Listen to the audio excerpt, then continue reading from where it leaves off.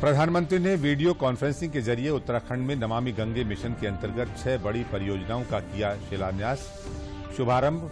कहा, हरिद्वार कुंभ में पूरी दुनिया का होगा निर्मल गंगा में स्नान का अनुभव। प्रधानमंत्री ने कहा, हर मुद्दे पर विरोध करना विपक्ष की आदत। जीएसटी लागू होने के समय किया था हंगामा, जबकि लोगों की जेब का बोझ हुआ कम। सर्जिकल स्ट्राइक पर भी उठाए थे सवाल। देश में अब तक कोरोना संक्रमण से 51,01,397 मरीज हुए पूर्णतः स्वस्थ। देश का रिकवरी रेट पहुंचा 83.01%।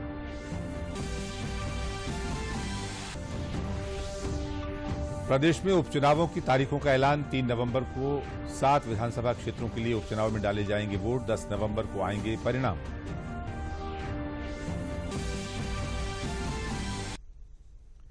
नमस्कार, मैं अशोक यादव और अब समाचार विस्तार से। प्रधानमंत्री नरेंद्र मोदी ने आज वीडियो कॉन्फ्रेंसिंग के जरिए उत्तराखंड में नमामि गंगे मिशन के अंतर्गत 6 बड़ी परियोजनाओं का शुभारंभ किया। इन परियोजनाओं में जगजीतपुर में 68 मिलियन लीटर क्षमता वाला एक नया सीवेज ट्रीटमेंट प्लांट, जगजीतपुर में ही स्थित 27 एमएलडी की क्षमता वाले एसटीपी का उन्नयन और हरिद्वार के सराय में 18 एमएलडी की क्षमता वाला एसटीपी शामिल है। जगजीतपुर का 68 मिलियन लीटर प्रतिदिन की क्षमता वाला सीवेज ट्रीटमेंट प्लांट सार्वजनिक निजी भागीदारी वाली पहली हाइब्रिड एनयूटी मॉडल वाली परियोजना है। इसके साथ ही पीएम ने आज ऋषिकेश में लक्कड़ घाट पर 26 एमएलडी क्षमता वाले एक एसटीपी का भी उद्घाटन किया। प्रधानमंत्री ने चोरपानी में 5 एमएलडी क्षमता वाले एक एसटीपी और बद्रीनाथ में 1 एमएलडी और 0.01 एमएलडी क्षमता वाले 2 एसटीपी का भी उद्घाटन किया। इस अवसर पर प्रधानमंत्री ने गंगा को समर्पित पहले संग्रहालय गंगा अवलोकन का भी उद्घाटन किया। ये संग्रहालय हरिद्वार के चंडीघाट पर स्थित है। इस अवसर पर पीएम ने राष्ट्रीय स्वच्छ गंगा मिशन और भारतीय वन्य जीव संस्थान द्वारा गंगा नदी पर संयुक्त रूप से प्रकाशित एक पुस्तक रोमिंग डाउन द गंगा का भी विमोचन किया। इसमें गंगा की संस्कृति और जैव विविधता के बीच तालमेल को दर्शाया गया है। प्रधानमंत्री ने जल जीवन मिशन के लोगों और इस मिशन के अंतर्गत ग्राम पंचायतों और पानी समितियों के लिए भी मार्गदर्शिता का अनावरण किया।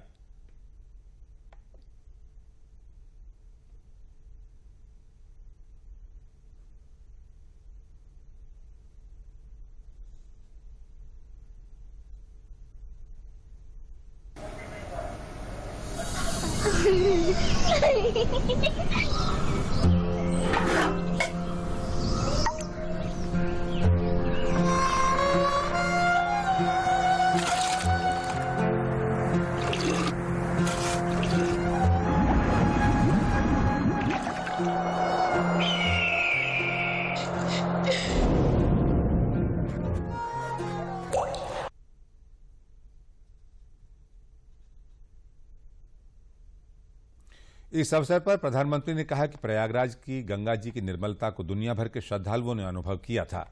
अब हरिद्वार कुंभ के दौरान पूरी दुनिया को निर्मल गंगा स्नान का अनुभव होने वाला है। प्रयागराज कुंभ में इस मंच से प्रधानमंत्री ने कुछ महत्वपूर्ण गंगा जी की निर्मलता को दुनिया भर के श्रद्धालुओं ने अनुभव किया था।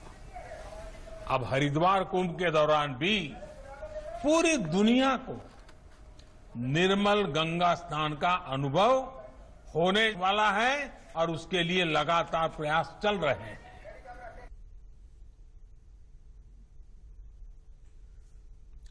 इस मंच से प्रधानमंत्री ने कुछ महत्वपूर्ण बातें भी कही। प्रधानमंत्री ने अपने संबोधन में नए कृषि सुधार कानूनों के हो रहे विरोध को लेकर विपक्षी पार्टियों पर निशाना साधा।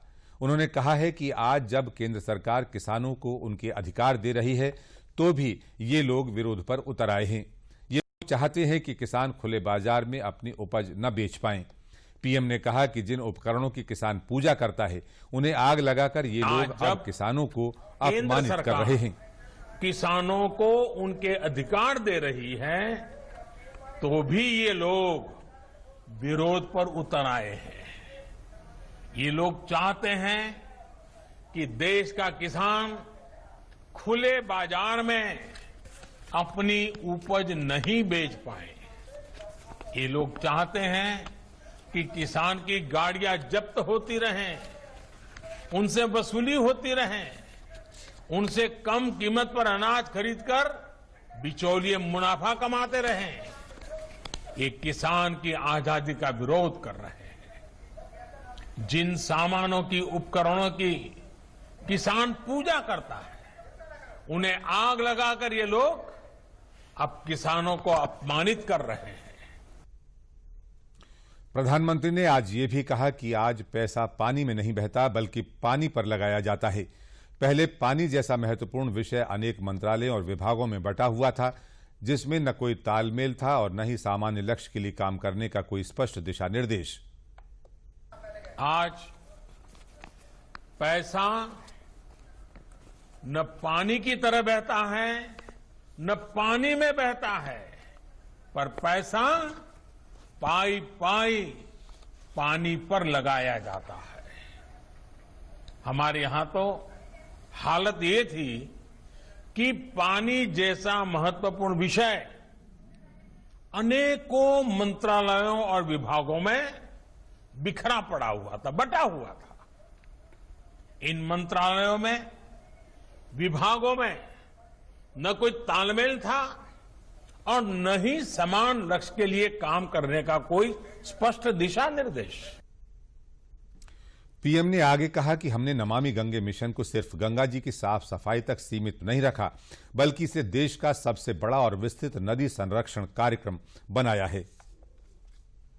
अगर गंगा जल की स्वच्छता को लेकर वही पुराने तौर तरीके अपनाए जाते तो आज भी हालत उतनी ही बुरी रहती। लेकिन हम नई सोच, नई अप्रोच के साथ आगे बढ़े। हमने नमामि गंगे मिशन को सिर्फ गंगा जी की साफ सफाई तक ही सीमित नहीं रखा, बल्कि इसे देश का सबसे बड़ा और विस्तृत नदी संरक्षण कार्यक्रम बनाया। प्रधानमंत्री ने कहा कि पानी से जुड़ी चुनौतियों के साथ अब सरकार देश की हर घर तक जल पहुंचाने के मिशन में जुटी हुई है। उन्होंने कहा कि आज जल जीवन मिशन के तहत सिर्फ एक साल में ही देश के 2 करोड़ परिवारों तक पीने का पानी पहुंचाया जा चुका है। हर घर तक शुद्ध जल पाइप से पहुंचाने का ये बहुत बड़ा अभियान है। मिशन का लोगो निरंतर इस बात की प्रेरणा देगा कि पानी की एक एक बूंद को बचाना आवश्यक है। वहीं ये मार्गदर्शिका गांव के लोगों, ग्राम पंचायत के लिए भी उतनी ही जरूरी है जितनी सरकारी मशीनरी के लिए आवश्यक है। ये परियोजना की सफलता सुनिश्चित करने का बहुत बड़ा माध्यम है। प्रधानमंत्री ने आज कहा कि हर मुद्दे पर विरोध करने की विपक्ष को आदत पड़ गई है। उन्होंने कहा कि जीएसटी लागू होते समय भी विपक्ष ने काफी हंगामा किया था, लेकिन देश के सबसे बड़े कर सुधार के बाद आज आम आदमी की जेब पर बोझ कम हुआ है। जब वन नेशन वन टैक्स की बात आई, जीएसटी की बात आई, तो फिर ये लोग फिर विरोध करने के लिए मैदान में आ गए। जीएसटी की वजह से देश में घरेलू सामानों पर लगाने वाला टैक्स बहुत कम हो गया है। ज्यादातर घरेलू सामाने, रसोई के लिए जरूरी चीजों पर टैक्स अब या तो नहीं है या फिर 5% से भी कम है। पहले इन्हीं चीजों पर ज्यादा टैक्स लगा करता था, लोगों को अपनी जेब से ज्यादा पैसे खर्च करने पड़ते थे। लेकिन आप देखिए, इन लोगों को जीएसटी से भी परेशानी, ये उसका मजाक उड़ाते हैं, उसका विरोध करते हैं। प्रधानमंत्री ने आज ये भी कहा कि सर्जिकल स्ट्राइक के समय भी विपक्ष ने विरोध करके सेना के शौर्य पर संदेह व्यक्त किया था। ये लोग देश के सामने अपनी मंशा साफ जाहिर कर चुके हैं। मुझे खुशी है कि आज रफाल भारतीय वायुसेना की ताकत बढ़ा रहा है। अंबाला से लेकर के लेह तक उसकी गर्जना भारतीय जांबाजों का हौसला बढ़ा रही है। साथियों, 4 साल पहले का यही तो वो समय था जब देश के जांबाजों ने सर्जिकल स्ट्राइक करते हुए आतंक के अड्डों को तबाह कर दिया था। लेकिन ये लोग अपने जांबाजों के साहस की प्रशंसा करने के बजाय उनसे ही सर्जिकल स्ट्राइक के सबूत मांग रहे थे।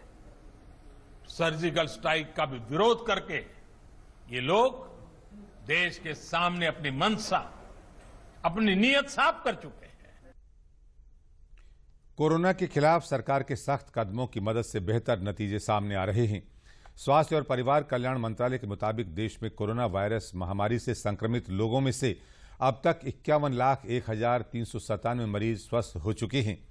देश में रिकवरी रेट बढ़कर 83.01% हो गया है। देश में कोविड से मृत्यु दर घटकर 1.57% रह गई है, जो विश्व में सबसे कम दर वाले देशों में शामिल है। रक्षा मंत्री राजनाथ सिंह ने आज defence India startup challenge for फौजी और आई डेस्क फॉर फौजी कार्यक्रम को लॉन्च किया। इस अवसर पर सीडीएस जनरल विपिन रावत भी मौजूद रहे। इस मौके पर रक्षा मंत्री ने कहा कि रक्षा क्षेत्र को और अधिक सशक्त और आत्मनिर्भर बनाने के लिए सरकारी और निजी क्षेत्र की भूमिका अहम हो जाती है। तेजी से बदल रही दुनिया में टेक्नोलॉजी के प्रयोग और प्रभाव से हम अच्छी तरह परिचित हैं और इसके कारण देश दुनिया में प्रायः सभी क्षेत्रों में तेजी से बदलाव भी आ रहा है और रक्षा क्षेत्र में तो इसकी और भी अहमियत है। ऐसे में हमारी सेनाओं में टेक्नोलॉजी के प्रयोग को बढ़ावा देने के लिए यह मोदी द्वारा शुरू किया गया आईडेक्स एक महत्वपूर्ण कदम साबित हुआ है। केंद्रीय पर्यावरण मंत्री प्रकाश जावड़ेकर ने आज पर्यावरण संबंधी मुद्दों पर मीडिया को संबोधित किया। इस दौरान उन्होंने दिल्ली एनसीआर में ठंड के मौसम में प्रदूषण से उत्पन्न स्थिति पर चिंता व्यक्त की। उन्होंने कहा कि इस मुद्दे पर मंत्री स्तरीय बैठक 1 अक्टूबर को होगी। बैठक में पंजाब, हरियाणा, दिल्ली, राजस्थान, उत्तर प्रदेश के पर्यावरण मंत्री भी शामिल होंगे। मंत्री स्तर की इस साल की बैठक 1 अक्टूबर को होगी। यह वर्चुअल होगी इस बार। पंजाब, हरियाणा, दिल्ली, राजस्थान, उत्तर प्रदेश के पर्यावरण मंत्री, पर्यावरण सचिव, पोल्यूशन कंट्रोल बोर्ड के अध्यक्ष, संबंधित अन्य अधिकारी, ऐसी एजेंसी जो है उनके भी प्रमुख इस मीटिंग में हाजिर होंगे। उत्तर प्रदेश के 7 विधानसभा क्षेत्रों में उपचुनाव 3 नवंबर को होगा। निर्वाचन आयोग द्वारा जारी विज्ञप्ति के अनुसार नौगांव, सादात, बुलंदशहर, टूंडला, बांगरमऊ, घाटमपुर, देवरिया और मल्हनी विधानसभा क्षेत्रों में चुनाव कराए जाएंगे। 9 अक्टूबर से 16 अक्टूबर तक नामांकन किया जा सकता है। 17 अक्टूबर को नामांकन पत्रों की स्क्रूटनी होगी और 19 अक्टूबर तक नाम वापस लिए जा सकेंगे। 10 नवंबर को इन उपचुनावों के नतीजों की घोषणा की जाएगी। निर्वाचन आयोग के अनुसार पर्याप्त मात्रा में ईवीएम मशीनें और वीवीपैट की इस व्यवस्था की गई है। मतदान के दिन 11 प्रकार के परिचय पत्र मान्य होंगे जिन पर मतदान किया जा सकेगा। उत्तर प्रदेश के पंचायती राज विभाग ने मुख्यमंत्री योगी आदित्यनाथ के नेतृत्व में शानदार काम किया है। कोरोना महामारी के संकट के बीच गरीब कल्याण रोजगार योजना में प्रदेश के कीर्तिमान रचा है। केंद्रीय जल शक्ति मंत्रालय द्वारा घोषित सामुदायिक शौचालय अभियान पुरस्कार में उत्तर प्रदेश के हिस्से में 7 पुरस्कार आए हैं। प्रयागराज, हरदोई, फतेहपुर दूसरे और तीसरे स्थान पर हैं। वहीं गांव में सुविधाओं को विकसित करने में बरेली और अलीगढ़ पहले और दूसरे नंबर पर आए हैं। ये बदलते हुए उत्तर प्रदेश का प्रतीक है, जब गरीबों के लिए अफसरशाही ने अच्छा काम किया।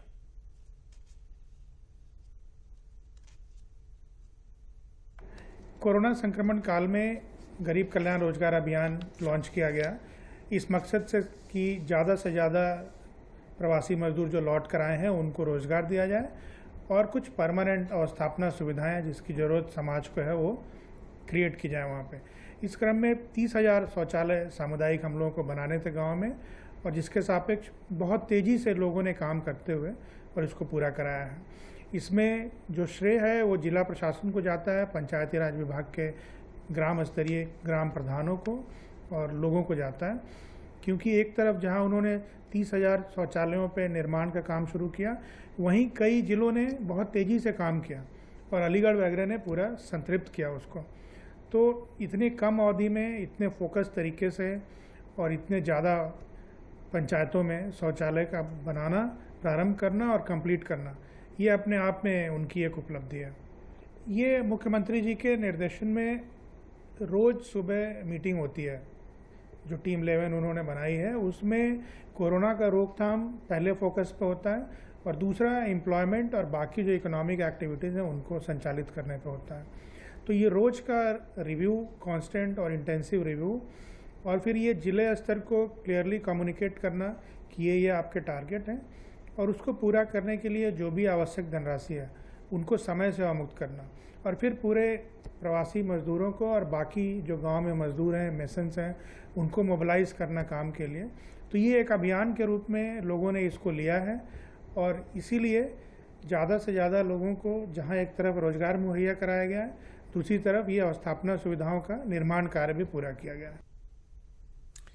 कानपुर नगर पहुंचे संसदीय कार्य और चिकित्सा शिक्षा विभाग के मंत्री सुरेश कुमार खन्ना ने जिले में कोरोना संक्रमण को लेकर अधिकारियों के साथ सर्किट हाउस में बैठक की। उन्होंने कोरोना मरीजों को समय पर उचित इलाज उपलब्ध कराने के लिए अधिकारियों को निर्देशित किया। बैठक के बाद सुरेश खन्ना ने कोविड कमांड सेंटर का निरीक्षण किया। मीडिया से बात करते हुए उन्होंने कहा कि हमारी सरकार चाहती है कि हमारा पॉजिटिविटी और मॉर्टिलिटी रेट कम हो। संक्रमित मरीजों को शीघ्र ही कम से कम समय में मरीजों के अनुसार L2 या L3 अस्पताल में इलाज के लिए पहुंचा दिया जाए, जिससे मरीज के जीवित रहने की संभावना ज्यादा हो। उन्होंने कहा कि प्रदेश सरकार ने पिछले 6 महीनों में केसेज और मॉर्टिलिटी रेट को कम किया है। कैबिनेट मंत्री ने कहा कि अब ट्रेंड डाउनवर्ड से।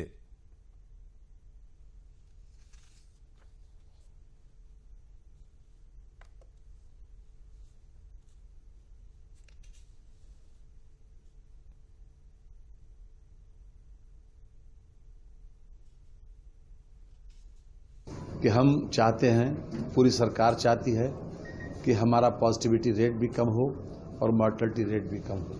हम अर्लीस्ट पॉसिबल मरीज को जो भी सिम्टोमेटिक हैं उनको उनके स्थान पर पहुंचा दें। अगर L2 का पेशेंट है तो L2 अस्पताल में और L3 का पेशेंट है तो L3 अस्पताल में, और जितनी जल्दी कम से कम समय में मरीज को इलाज मिल जाए तो उतनी जल्दी उसके बचने के चांसेस, उसके जीवित रहने के चांसेस ज़्यादा होते हैं। उत्तर प्रदेश सरकार ने पिछले 6 महीने में लगातार इस दिशा में प्रयास करके केसेस को भी मिनिमाइज किया है और मॉर्टलिटी रेट को भी मिनिमाइज किया है। आज की तारीख में हमसे छोटे छोटे राज्यों में ज़्यादा मौतें हुई हैं, लेकिन जितनी उत्तर प्रदेश में हुई, हम भी ये भी नहीं चाहते थे कि वो भी हों, लेकिन जो भी परिस्थिति है उसको हम फेस भी कर रहे हैं और उसका निदान भी कर रहे हैं। आज की तारीख में उत्तर प्रदेश में पॉजिटिव केसेस 53,953 हैं और मुझे कहते हुए इस बात की खुशी है कि ट्रेंड अब डाउनवर्ड है। 17 प्रधानमंत्री द्वारा 27 सितंबर को अपने मन की बात कार्यक्रम में इरादा जैविक फार्मर प्रोड्यूसर कंपनी की चर्चा की गई थी। इसमें कृषि क्षेत्र में बिचौलियों के हस्तक्षेप को किसान संगठनों द्वारा नजरअंदाज करते हुए किसानों से सीधे उनके उत्पाद खरीदकर उचित मूल्य दिलाने का सार्थक प्रयास किया गया है। उन्होंने देश भर के कई फार्मर फाउंडेशन का जिक्र किया था, जिसमें उन्होंने प्रदेश के इरादा जैविक फार्मर प्रोड्यूसर कंपनी की भी चर्चा की थी। आजमगढ़ में संचालित इरादा फार्मर प्रोड्यूसर कंपनी के किसानों ने कहा है कि हम लोग बहुत खुश हैं कि प्रधानमंत्री ने हम लोगों के कार्यों की सराहना की और प्रशंसा की। किसानों ने बताया कि हमें हमारी इरादा फार्मर प्रोड्यूसर कंपनी ने गत वर्ष मनीला देश से उच्च स्तरीय धान का बीज उपलब्ध कराया था, जिसकी पैदावार बहुत अच्छी हुई है। वहीं संस्था के संयोजक अनिल सिंह ने बताया कि यहां पर किसान क्लब का गठन करके किसानों ने लगातार फसलों में लगने वाले रोग और उनके निदान के बारे में और उन्नत किस्म की खेती के बारे में बताया जाता रहा है।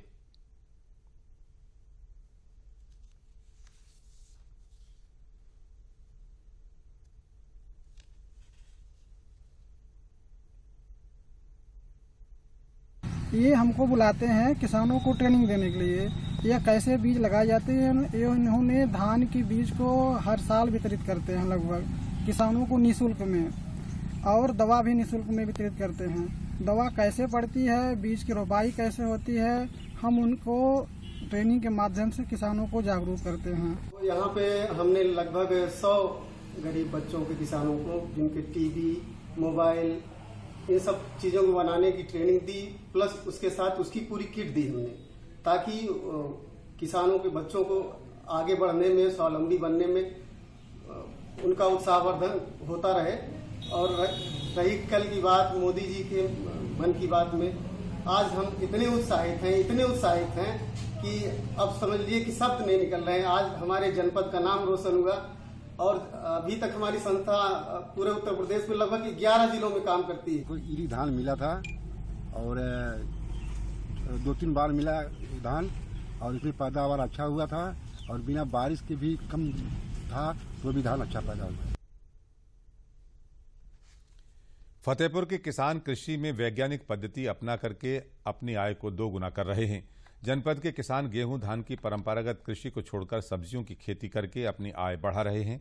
फतेहपुर जिले के कुलदीप शर्मा ने गेहूं धान की खेती को छोड़कर फूल गोभी की खेती शुरू की।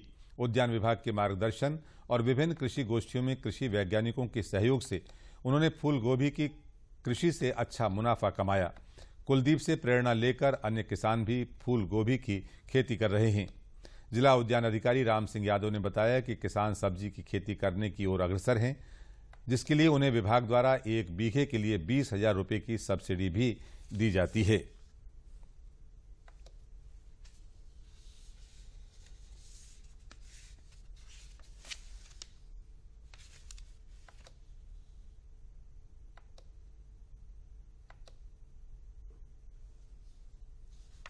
परंपरागत खेती जो पहले खेती करते थे, जैसे धान है, गेहूं है, उसमें तो हमारी इस समय लागत ही 10,000 रुपये की आ जाती प्रति बीघे, और उसका एवरेज उत्पादन जो होगा वो करीब 13,000 या 14,000 पहुंच पाते हैं। अगर हम उसमें अपनी लागत जोड़ दें तो हमें धान में तो और गेहूं में तो कुछ बचने की तो उम्मीद ही नहीं नजर आ रही। जब हम इस कृषि गोभी में जुड़े तब से हमें कुछ ऐसा लगा कि नहीं, हम कृषि में कुछ उत्पादन कर रहे हैं। और जो प्रधानमंत्री जी की मंशा है कि नहीं आय किसान की दुगनी हो, तो हमें जो पुरानी खेती है उस पद्धति से हटना पड़ेगा और कुछ सब्जियों पे रुझान लेना पड़ेगा।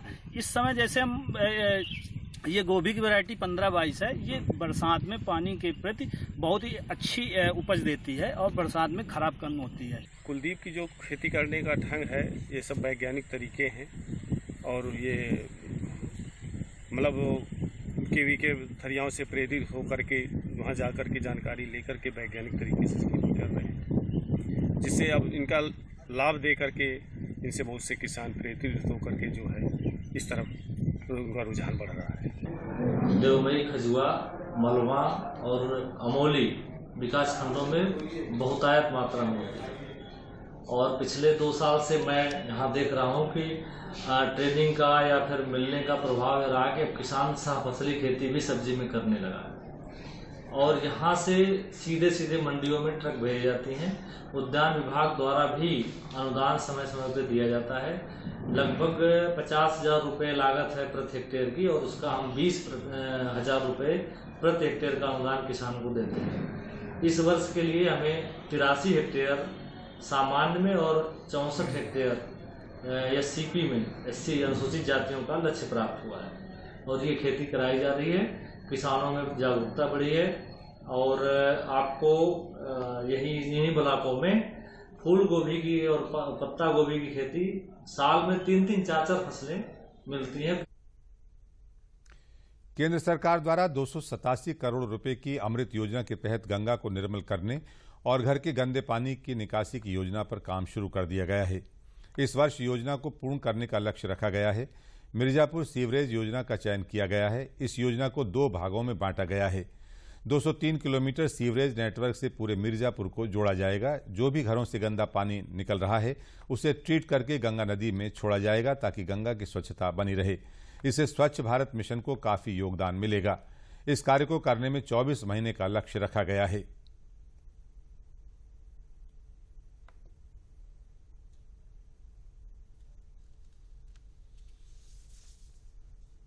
पहले मिर्जापुर शहर में क्या था, गंगा जी में जो वेस्टेज वाटर होते थे, प्रदूषित वाटर, वो सीधे प्रवाहित होते थे। अब क्या है कि अमृत योजना के तहत जो गंदा पानी है प्यूरीफायर होकर स्वच्छ होकर के गंगा जी में प्रवाहित हो रहा है। इससे गंगा जी भी साफ सुथरी है और हमारा मिर्जापुर शहर भी प्रदूषण मुक्त रहेगा। बरसात के टाइम में नालियाँ बिल्कुल बजबजा जाती थी, जिससे लोगों का रोड पे चलना बहुत मुश्किल होता था। और उसके बाद जब उसको नाली चोक हो जाती थी, किसी वजह से उसको सही भी करते थे, तो जो उसका दूषित पानी होता था वो सीधा गंगा जी में गिरता था, जिससे गंगा जी भी प्रदूषित होती थी। तो अब जो ये अमृत योजना है, इसके तहत पूरे मिर्ज़ापुर शहर को सीवर लाइन से जोड़ा जाएगा, पूरे शहर में सीवर बिछाया जाएगा, जिसके तहत 287 करोड़ का बजट भी आ चुका है यहाँ पर। और जब ये सीवर का कार्य इसमें करेंगे, उसके बाद इसमें सीवर बिछाने के बाद इसका जो गंदा पानी है, जो वेस्टेज वाटर है, इसकी प्यूरिफिकेशन करेंगे। प्यूरिफिकेशन करने के बाद इसका कनेक्शन फिर गंगा जी में करेंगे, जिससे कि ये चीज़ें बिल्कुल स्वच्छ पानी, जो गंदा पानी होता है उसको स्वच्छ करेंगे, उसको प्यूरिफायर करेंगे, उसके बाद इसको गंगा जी मिलाएंगे, जिससे कि गंगा जी प्रदूषित नहीं होंगी। और लोगों को यहाँ पर जो यहाँ के लोग हैं, वो जब गंगा जी को सुबह आते हैं यहाँ पर स्नान करने, पूजा करें, तो जो प्रदूषण यहाँ मिलता था वो भी बिल्कुल न के बराबर मिलेगा। तो लोगों का मन भी साफ रहेगा और गंगा जी बिल्कुल पूरी तरह साफ सुथरी स्वच्छ रहेंगी। अब दूरदराज और ग्रामीण क्षेत्रों में जहां हाई स्पीड इंटरनेट उपलब्ध नहीं हो पाता, वहां शिक्षक आसानी से स्लो नेट के सहारे ऑनलाइन शिक्षण का काम सुचारू रूप से पूरा कर सकते हैं। कोरोना महामारी के इस दौर में ऑनलाइन पढ़ाई को स्लो नेट होने पर भी सुचारू रूप से चलाने के लिए अमरोहा निवासी IITian बिलाल आब्दी ने मोबाइल ऐप बनाया है। आब्दी ने अपने साथी मुबीन मसूदी के साथ मिलकर 2G नेटवर्क पर भी सहजता से चल सकने वाला ये मोबाइल ऐप विकसित किया है। वाइज नाम की इस ऐप की विशेषता के चलते अब तक 101 से अधिक देशों में इसे डाउनलोड किया जा चुका है। ये ऐप 2G नेटवर्क पर भी तीव्र गति से काम करता है। बिलाल आब्दी ने बताया कि इस ऐप का डाटा मोबाइल सेट की मेमोरी में स्टोर न होकर क्लाउड स्टोरेज पर स्टोर होता है। अध्यापक व्हाट्सएप पर लॉगिन आईडी भेजकर छात्रों को इससे जोड़ सकते हैं। इसमें अलग अलग सब्जेक्ट के लिंक भी हैं। अब इस नए वर्जन में कुछ और क्षमताएं जोड़ दी गई हैं। इसमें कितना भी होमवर्क छात्र छात्राओं को दिया जा सकता है और शिक्षक ऑनलाइन ही उसे जांच भी सकते हैं। अंत में इस बुलेटिन के प्रमुख समाचार एक बार फिर। प्रधानमंत्री ने कहा, हर मुद्दे पर विरोध करना विपक्ष की आदत। GST लागू होने के समय किया था हंगामा, जबकि लोगों की जेब का बोझ हुआ कम। सर्जिकल स्ट्राइक पर भी उठाए थे सवाल।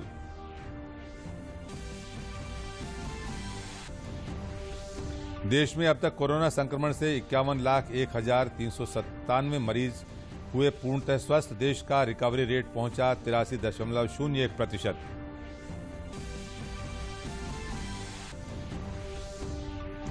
प्रदेश में उपचुनावों की तारीखों का ऐलान। 3 नवंबर को 7 विधानसभा क्षेत्रों के लिए उपचुनाव में डाले जाएंगे वोट। 10 नवंबर को आएंगे परिणाम।